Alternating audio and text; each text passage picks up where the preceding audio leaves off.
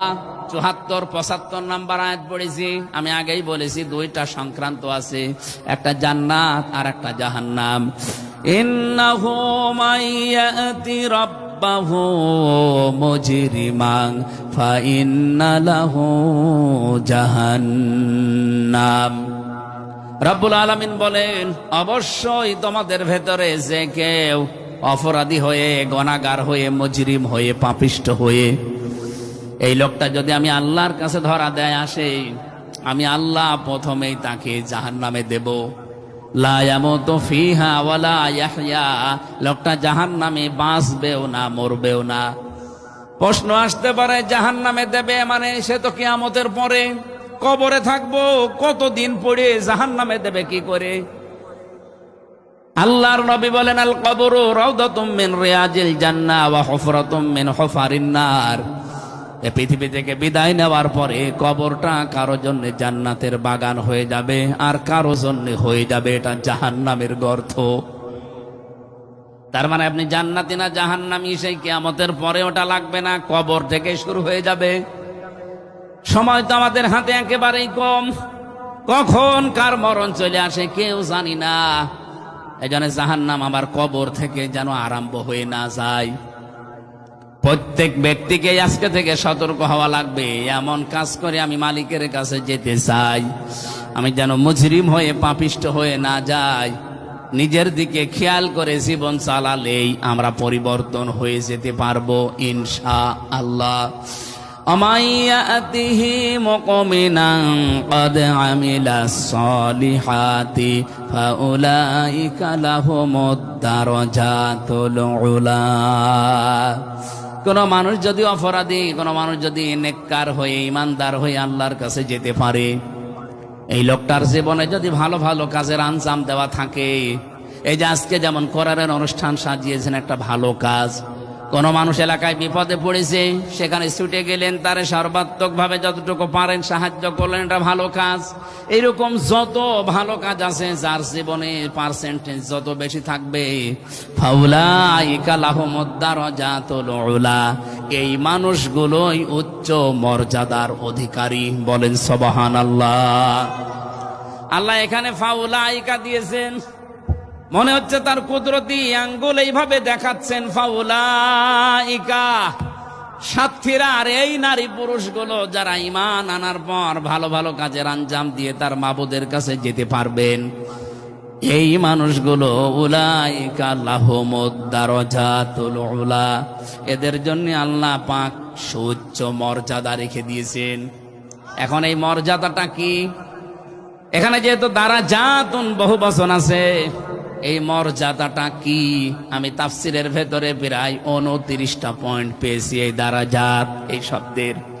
রব্বুল আলামিন এই পৃথিবী থেকে একেবারে জান্নাত দেওয়া পর্যন্ত কোন মানুষকে যদি মর্যাদা দিতে চান, এক নম্বরে তার মর্যাদা হচ্ছে সৃষ্টি জগতের ভেতরে তার প্রতি একটা মহাব্বত তৈরি হয়ে যায়। এই মহাব্বত, এই ভালোবাসা ভয়ে না, এই মহাব্বত ভালোবাসা তৈরি হবে তাকে ভালোবেসে। এই তথ্যটা আছে সূরা মরিয়মের 96 নম্বর আয়াতে, ইন্নাল্লাযীনা আমানু ওয়া আমিলুস সালিহাতি সায়াজআলু লাহুমুর রহমানু ওয়াদ্দা। নিশ্চয় যারা ঈমান আনে, ঈমানের দাবি অনুযায়ী চলে, ভালো ভালো কাজে আঞ্জাম দেয়, আমি আল্লাহ সৃষ্টি জগতের ভেতরে অতি শীঘ্রই তার প্রতি বোদ্ধা, মহাব্বত, ভালোবাসা পয়দা করে দেব। একটা উদাহরণ দিলে বুঝবেন আপনি। আপনি রাগ করলেও আমি বলবো, বাংলাদেশে মাওলানা দেলাওয়ার হোসেন সাঈদী রহমতুল্লাহ আলাইহি, এ লোকটার আদর্শের সাথে আমাদের অনেকের আদর্শের মিল নেই, কিন্তু দল মত নির্বিশেষে তাকান, এই দেশে সবাই কিন্তু তাকে আমার মনে হয় সামনে না হোক পেছনে ভালোবাসতো। কথা বলেন না কেন? হ্যাঁ, অনেককে আমরা দেখি ভালোবাসে, ভয় করে, কিন্তু এটা ভয় এমনিতে না, ঘৃণার সহিত। সাদ্দাত হাজ্জাজ বিন ইউসুফ, এই লোকটা জীবনী পড়তে গিয়ে পেলাম এত জুলুম করেছিল জনগণের ওপরে, জনগণ তার নামই দিয়েছে জালেম। পাইক পেয়াদা যারা আছে সৈন্যরা, তারা এসে বলছে, বাদশাহ আপনার জন্য তো বাইরে যেতে পারি না, শুধু মানুষ গালি দেয়, জালেম বলে আপনাকে। ও বলছে, কে বলে আমি শুনবো। ছদ্মবেশ নিয়ে গেছে রাস্তায়, এক গ্রাম্য লোকের সাথে দেখা। জিজ্ঞাসা করছে, এই বেটাই বাদশাহ হাজ্জাজ বিন ইউসুফ, এই লোকটা কেমন? আচ্ছা, ও তো জালেম, ও জালেমের বাচ্চা জালেম। যেই বলেছে দুইবার জালেম, ওর মেজাজ গেছে খারাপ হয়ে। ডাক দিয়ে বলছে, দিকাই আমি সে হাজ্জাজ বিন ইউসুফ। চিন্তা করছে, আল্লাহ কার সামনে কি বললাম, মাথা থাকবে না। ডাক দিয়ে বলছে, বাদশাহ নান্দার, আপনি আমারে চেনেন? বলছে, না। যে আমি এই গ্রামের ওই লোক যার মাসে 2 দিন মাথা খারাপ হয়, আজকে তার পয়লা দিন। তুই পাগল, কারে ধরলাম? মাসে 2 দিন মাথা খারাপ হয়, আজকে পয়লা দিন, তার মানে আর একদিন হবে। ছেড়ে দিয়েছে। বাইরে এসে বলছে, আল্লাহ পাগল বলে বেঁচে গেলাম। তাছাড়া যদি সত্যিও জানতো যে আমার মাথা ঠিক আছে, আমার মাথা আজকে থাকতো। এই কথা বলেন, আপনাকে ভালোবাসে, সামনাসামনি সম্মান দেয়, আমিও দেখি, কিন্তু এটা আসলে ভালোবাসার সম্মান না, ভয়ে না, এটা ঘৃণার সম্মান। পেছনে যেটু খোঁজ খবর নিয়ে দেখেন তো, আজ যারা সামনে সেলুট দেয়, পেছনে যে বলে আল্লাহ মরে না কেন, এরকম কথা আমি অনেককে বলতে শুনছি, অনেকের বিরুদ্ধে। আপনার দারাজাত হচ্ছে না। দারাজাত তো ওইটা যদি আপনার সত্যি ঈমান থাকে, ওয়ামাইয়াতিহি মুকমিনান, যে লোকটা আসবে মুমিন হয়ে, কদ আমিলাস সলিহাত, অবশ্যই তার জীবনে ভালো ভালো কাজ আঞ্জাম দেওয়া লাগবে। আল্লাহ বলেন, এই মানুষগুলোর জন্য সুউচ্চ মর্যাদা একটার পরে একটা রেডি করব। সুতরাং দুনিয়ার জীবনে আপনাকে সৃষ্টি জগৎ যেমন ভালোবাসবে, 2 নম্বরে মরণের পরে আমার আল্লাহ আপনার ইমানের যে স্বাদ, ইমানের যে স্বাদ, এটা দুনিয়ার জীবনে আল্লাহ আপনাকে দান করবে। দুনিয়ায় ইমানের স্বাদ একটা আলাদা জিনিস। নবীজি বলেন, মান যাকাত আমাল ঈমান মানে রাদিয়া বিল্লাহি রাব্বা ওয়া বি ইসলামি দীনা ওয়া বি মুহাম্মাদির রাসূলিল্লাহ সাল্লাল্লাহু আলাইহি ওয়াসাল্লাম নাবিয়্যা ওয়া রাসূলা। যে ব্যক্তি ইমানের স্বাদ পেতে চায়, এই লোকটা যেন বলে, আল্লাহ আমার রব, পৃথিবীতে যে ইসলাম এসেছে এইটাই আমি জীবন ব্যবস্থা হিসাবে মেনে নিয়েছি। এর বাইরে গেলে আমি রাজনীতি মানি না, এর বাইরে গেলে আমি অর্থনীতি মানি না, এর বাইরে গেলে আমি সমাজনীতি মানি না, এর বাইরে গেলে আমি বিয়ে মানি না। ইসলামের বাইরে বিয়ে করা যায় আছে? বলেন বলেন।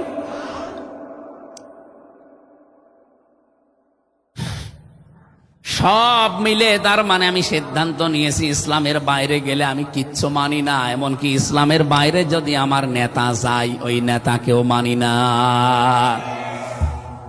ইসলামের বাইরে আমার মা বাবা গেলেও মা বাবাকেও মানি না। হ্যাঁ, তাদের হক আমি আদায় করি, কিন্তু তাদের আনুগত্য আমি জীবনও করব না, কারণ আমার মা বাবার জন্য আমার আখেরাত আমি নষ্ট করতে পারি। 3 নম্বরে, এই পৃথিবীতে আদর্শ হিসাবে আমি রাসূল ছাড়া কাউকে মানি না। নবীজি বলেন, এই লোকটা ঈমানের স্বাদ পেয়েছে। এখন আপনি পেয়েছেন কিনা দেখেন। আপনার এই যে দারাজাত, মর্যাদা, এটা আপনাকে পাওয়া লাগবে দুনিয়াতেই। 3 নাম্বারটা বলবো এবার, নাকি রাত হয়ে গেল? আপনারা থাকবেন তো ইনশাল্লাহ? এ মাহফিলটা কয়েকদিনের ব্যবধানে দেওয়া, এরা খুব বেশি প্রস্তুত নিতে পারেনি। আর ওই যে একটা মানে ধূম্র জালের ভেতরে ছিল, আসবো কি আসবো না, এরকম একটা ঝামেলা ছিল। এই জন্য আপনারা যা নিয়ে এসেছেন আমি মনে করলাম দিয়েছেন আপনারা। এরপরও কমিটির এই যে সভাপতি বলছে আমাদের আরেকটু কিছু দিতে বলেন। যারা রুমাল নিয়ে যাচ্ছে 2-3 মিনিট থাকবে, 2-3 মিনিটের ভেতর ওটা শেষ করে দিন। আমরা বলছি কই আপনাদের লোকজন নেই, সাইডে লোক আছে বলে ওরা একটু ঢুকে যাক। আপনার এখান থেকে যদি আরেকটু কিছু আসে, এনাদের একটু চাপ কমবে। এত বড় বিশাল আয়োজন, মেয়েদের জন্য প্যান্ডেল বানিয়েছেন? হ্যাঁ, মেয়েদের জন্য প্যান্ডেল আছে, মেয়েদেরকে আরো ডবল জায়গা দিয়েছে। যান, এটা মনে হয় মহিলা প্যান্ডেল না? কয় লোকজন কয়? যা তাড়াতাড়ি যান, 1 লাইন দিয়ে চলে যান। সুবহানাল্লাহ আলহামদুলিল্লাহ লা ইলাহা ইল্লাল্লাহ সুবহানাল্লাহ আলহামদুলিল্লাহ লা ইলাহা ইল্লাল্লাহ। এই কি আশ্চর্য! সামর্থ্য থাকলে আপনি দেন, না থাকলে বসে থাকেন, ওঠাউঠি করবেন না ভাই। লা ইলাহা ইল্লাল্লাহ মুহাম্মাদুর রাসূলুল্লাহ আল্লাহুম্মা সাল্লি আলা। শরীফুল ইসলাম নামে আল্লাহর এক বান্দা 5,000 টাকা পাঠিয়েছেন, আল্লাহ কবুল করুন আমিন। ওনার মা বাবাকে আল্লাহ যেন মাফ করে দেন, ওনার জীবনটা আল্লাহ সহজ সরল পথে নিয়ে আসেন। আর কেউ থাকলে এখানে আসেন, কেউ আসেন এরকম 5,000 2,000 দেওয়ার মতো যদি কেউ থাকেন। এই এলাকা কি গরিব নাকি? একেবারে বর্ডার এলাকার মানুষ তো গরিব না, এদের তো একেবারে দাদা বাবুদের কাছ থেকে অনেক কিছু আসে নাকি? সব বন্ধ বর্ডার, হ্যাঁ বর্ডার বন্ধ, এর জন্যই আসতেছে না। সুবহানাল্লাহ। আর কেউ থাকলে বলেন ভাই, এখানে দিয়ে যাবেন হয়তো, অথবা নাম লিখিয়ে যাবেন। এদের অর্থনৈতিক ঘাটতি আছে বলে ওনারা বলেছেন, না ওয়াজের ভেতরে বলতো না। সম্মানিত মা বোনেরা যারা যাচ্ছে আপনাদের কাছে, ছোট ছোট বাচ্চারা হয়তো গেছে, আপনাদের সাধ্য মতো তাদের কাছে দিয়ে দেবেন। পয়লা বৈশাখ পালন করতে পারবো কিনা লিখেছেন। পয়লা বৈশাখ মানে কি? ওই হিন্দু সংস্কৃতি যা আছে ওইটা নিয়ে আপনি আনন্দ করবেন, ওর নাম পয়লা বৈশাখ না। আমি পয়লা বৈশাখ পালন করেছিলাম। আমি রাত 3:30টার সময় উঠে 2 রাকাত নামাজে 2 পারা কোরআন শরীফ পড়েছি। এরপরে মোনাজাত করেছি প্রায় 20 মিনিট। বলেছিলাম গতটা একটা বছর পার হয়ে গেল, কি করতে পারলাম না পারলাম জানি না, এই বছরটা অন্তত তোমার ইবাদতে এবং আরো যেন বেশি বেশি ভালো ভালো কাজে আঞ্জাম দিতে পারি মানবতার জন্য, এই তৌফিক দিও। এর নাম পয়লা বৈশাখ। আপনার পান্তা ইলিশ খাওয়া লাগবে একদিন সারা বছরের ভেতরে, এইসব পয়লা বৈশাখ নাই। তো হিন্দুদের কালচার এটা, বাঙালির নাম করে মানুষ এই কালচার চালু করেছে এই দেশে। আরো যে সমস্ত বিষয়গুলো সামনে নিয়ে এসে মানুষ পালন করে, মেয়েদেরকে সামনে দিয়ে, না এগুলো পয়লা বৈশাখের নামে অপসংস্কৃতি, এটা ভুলে যাওয়া লাগবে। মুসলমানদের অনেকগুলো সাংস্কৃতিক বিধান। কে? বদরুজ্জামান ভাই, তার মা বাবা অসুস্থ, দোয়াতে 500 টাকা পাঠিয়েছেন, আল্লাহ কবুল করুন আমিন। সম্মানিত মা বোনেরা, আপনি আপনার স্বামীকে দ্বীনের পথে চলার জন্য সর্বাত্মক সহযোগিতা করবেন। আমি দেখেছি আমার ম্যাডাম আগে যে চাহিদা ছিল, এমপি হওয়ার পরে ওর চাহিদাও বাড়তেছিল। বলছে আমি এখন এমপির বউ আর বাড়িতে কাজের লোক। আরে কাজের লোক, আমি নিজেই কাজের লোক, লোকের টাকা পাবো কোথায়? এমনকি আমার মেয়েদের 3টা মেয়ের তো 2টা একটু বড় হয়ে গেছে, ছোট হতো 1.5 বছর। এ তো শুনে বসে না, ওই 2টার একটু চাহিদা দেখছি বাড়তেছে। আমার চাচারা, আমার আত্মীয় স্বজন মনে করছে যে এ মনে হয় সে সালমান এফ রহমানের মতো আছে না, সে এমপি, সে এমপি না, একেবারে মাটির মতো থাকতে চাই। ভাই কারো জন্যে, সেই স্ত্রী হোক মা বাবা হোক, কারো জন্য আমার আখেরাত আমি নষ্ট করতে চাই না। অত পাগল শামসুদ্দিনা। এই জন্য আমি চেষ্টা করছি অন্তত টিকে থাকার, ভালো পথে থাকার। যা আসবে, যেহেতু বাজেট সবার জন্য সমান, সব আমি জনগণের কাছে একেবারে একটা টাকাও কম না ওইভাবে পৌঁছিয়ে দেব। দায়িত্ব 5 বছর এভাবে পালন করলে আমার মনে হয় আমাদের কুষ্টিয়ার উন্নয়ন হবে ইনশাল্লাহ। বিরোধী দলে যারা আছে, বিশেষ করে সরকারি দল যারা এখন, ওনারা যে মানুষগুলো তারা এখন হেল্পফুল, তারা সাহায্য সহযোগিতা করছে, আমাদের সাথে মিলে কাজ করছে। সারা বাংলাদেশে আমরা এই চিত্র দেখতে চাই। হাজারো পরিবারে স্বামী খারাপ হওয়ার পেছনে দায়ী তার সন্তান আর বউটা। এদের চাহিদা পূরণই হয় না। অথচ এই মানুষগুলো যদি ফাতেমাতুজ জোহরাকে অনুসরণ করে যে দুনিয়া কি হবে, আজকে কালো তো মরে যাবই, আমরা আখেরাতের পুঁজি আগে একটু তৈরি করি নেই। কারণ আমার ইমান যদি খাঁটি হয়, আল্লাহর কাছে যেতে পারলে আমার মর্যাদা দিনের পর দিন আল্লাহ বাড়াতেই থাকবে। কবরে কোটি কোটি বছর শুয়ে থাকবো, ওখানে আল্লাহ আমার নিয়ামতগুলো বৃদ্ধি করতে থাকবে। ওই আসল জীবনের কথা একটু চিন্তা করি, দুনিয়ার এই জীবনকে একটু চাহিদা একটু কমিয়ে দেয়। আল্লাহ আমাদের তৌফিক দিন, বলেন আমিন। সবার জন্য দোয়া করছি। কালকে 10টার ভেতরে 9:30 হাজির হওয়া লাগবে, 12টা বাজতেছে। মোনাজাতের মাধ্যমে আজকের মতো শেষ করলাম। 1 তারিখে টার্মিনালে মাহফিল আছে, এখান থেকে টার্মিনাল কত দূর? টার্মিনালে না এটা মেলা দূর তো, 12-13 কিলোমিটার বলছে। ওই জায়গায় যেন কথা হবে ইনশাল্লাহ। আল্লাহুম্মা আমিন। রব্বানা আতিনা ফিদ দুনিয়া হাসানা ওয়া ফিল আখিরাতি হাসানা ওয়া কিনা আযাবান্নার। রব্বুল আলামিন সাতক্ষীরা জেলার সদর থানার দিকে একটু তাকাও। খলিলপুর, খলিলনগর এলাকাবাসী তোমার কোরআনে কারিমের অনুষ্ঠান কত সুন্দর করে সাজিয়েছে। এটা 1 বছর পরে একবার করে তারা, হাজার হাজার বান্দা বান্দি মিলে দলমত নির্বিশেষে বাড়ি ঘর ছেড়ে এই ময়দানে বসে আছে। আমি আমার মন থেকে হেদায়েতের নিয়তে কথা বলেছি, যতটুকু বললাম আল্লাহ সবাইকে মেনে চলার তৌফিক দাও। সওয়াব যদি দিয়েই থাকো আল্লাহ কোটি কোটি গুণে বাড়িয়ে দাও। কিয়ামতে যিনি সুপারিশ করে জান্নাতে নিয়ে যাবে ওই নবীর রওজায় পৌঁছিয়ে দাও। রব্বুল আলামিন এলাকার মাটির নিচে কত মানুষ, হাজার হাজার মন বুকের উপরে মাটি নিয়ে ঘুমিয়ে আছে। আল্লাহ তাআলা এই মানুষগুলোকে তুমি কবরে জান্নাতুল ফেরদাউস দিয়ে দাও। যে সমস্ত দারাজাতের কথাগুলো আমি বলতে চাচ্ছিলাম, সৃষ্টি জগতের ভেতরে আমাদের প্রতি মহব্বত তৈরি করে দাও। আল্লাহ তাআলা আমাদের ইমানের স্বাদটা পাওয়ার সুযোগ দাও। কবরে যাবার পরে কবরটা যেন আমাদের জন্য সত্যি জান্নাত হয়ে যায়। এ মাহফিলের সভাপতি, সেক্রেটারি, ক্যাশিয়ার সহ যতগুলো মানুষ দায়িত্ব পালন করেছে স্বেচ্ছাসেবকের, যে মা তাদেরকে পেটে নিয়েছে মায়ের পেট ধন্য করে দাও। সম্মানিত মা বোনদেরকে তুমি খাদিজাতুল কুবরার মতো, আয়েশা সিদ্দিকার মতো বানাও। তাদের চাহিদাগুলো আল্লাহ তাআলা নিয়ন্ত্রণে রাখার সুযোগ দাও। অনেকের ছেলে মেয়ে কালকে পরীক্ষা দেবে, এসএসসি পরীক্ষা, দাখিল পরীক্ষা। আল্লাহ পরীক্ষায় উত্তীর্ণ হওয়ার তৌফিক দাও। বাংলাদেশের শিক্ষা ব্যবস্থা নিয়ে যে ষড়যন্ত্র অনেকে করছে সব ধূলিসাৎ করে দাও। আল্লাহ এই দেশটাকে আমরা যেহেতু নতুন করে সাজাতে চাই, তোমার কোরআন আমাদের শিক্ষা ব্যবস্থায় এনে দাও। আমরা 300 এমপি আছি আল্লাহ, সবাই প্রায় কম বেশি আমরা মুসলমান। কোরআনে কারিমের শিক্ষা ব্যবস্থার পক্ষে এবার আইন পাশ করার সুযোগ করে দাও। যেই ক্রাইসিস চলছে তেল নিয়ে, এবং একটা কঠিন রোগ দেখা দিয়েছে সারা দেশে, হাম, আল্লাহ আমাদের জাতিকে তুমি এই ক্রাইসিস গুলো থেকে বাঁচাও। মা বোনদেরকে তুমি সুস্থ রাখো।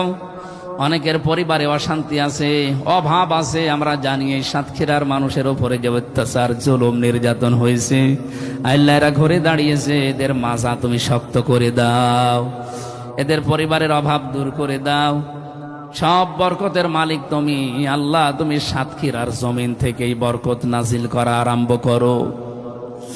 যত রকমের জুলুম অত্যাচারে 17 বছর তারা পেয়েছে, আল্লাহ আগামীতে এই 5 বছরে তাদের সব ক্ষতি পূরণ করে দাও। আল্লাহুম্মা গফিরলি ওয়ারহামনি ওয়াহদিনি ওয়াফিনি ওয়ারযুকনি ইয়া রাব্বাল আলামিন।